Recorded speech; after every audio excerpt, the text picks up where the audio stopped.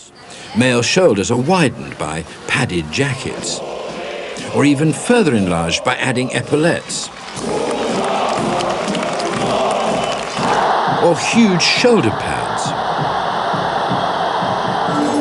and sometimes by extraordinary ritualistic costumes like these deliberately imposing uniforms of these Tibetan monks.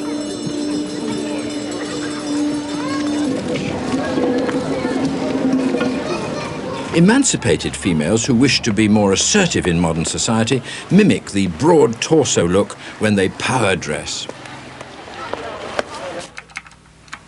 For the fashion industry, manipulating all these visual signals, improving on nature, becomes a matter of professional expertise. What I'd like to do, Philip, is I'd like to dilate her pupils, to open them up more, and to make her irises green, to change them from brown to green, and to clean the whites of her eyes, so her eyes are going to stand out much more.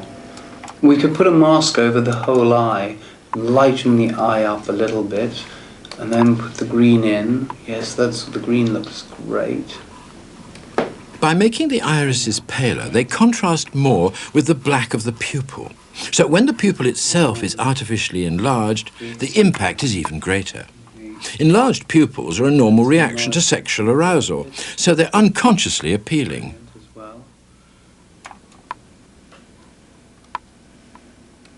The whiteness of the whites of the eyes is associated with youthful health and vigour, so this is also exaggerated.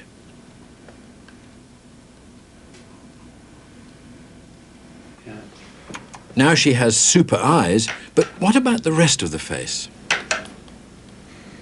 Right, with her lips.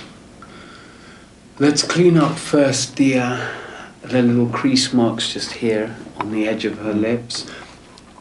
Again, a flawless complexion indicates health and the inherent sexuality of youthfulness. That's why any small crease lines are so carefully removed.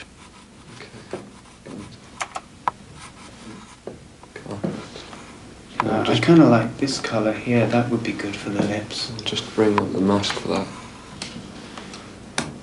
The lips are made slightly more red, imitating the change in colour that occurs during sexual arousal. So if we now just do a colour correction to bring all of the skin, I'd like just all of her skin just to be a little richer.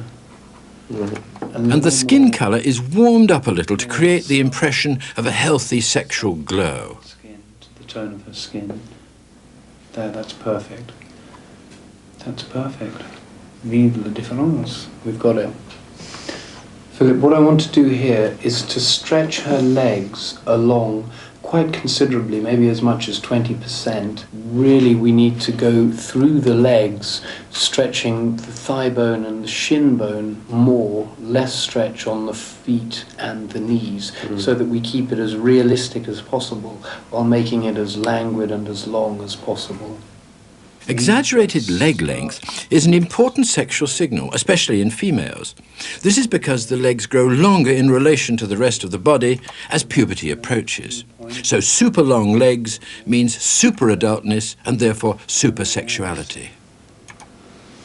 Well, a tiny bit more with that one. Yeah. Well, let's see a before and after. Okay. Yeah, that's great. That's great. That's long. Doesn't look too unrealistic, and it fills the proportions.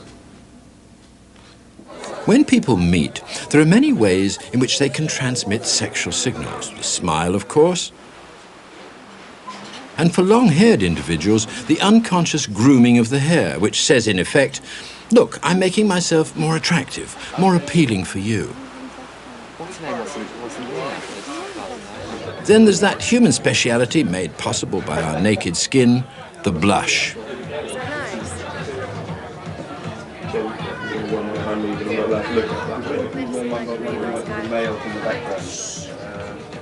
This blushing of the visible skin as a social signal is superficially similar to the flushing that occurs in the final stages of lovemaking. The blush starts at one spot in the center of each cheek and then spreads to cover the whole of the face, the neck, and even the upper torso.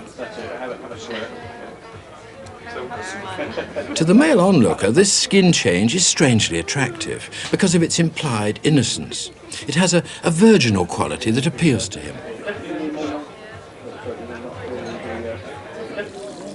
The use of a so-called blusher in modern makeup, supposedly to highlight the cheekbones, mimics the start of a blush and inevitably acquires some of its appeal.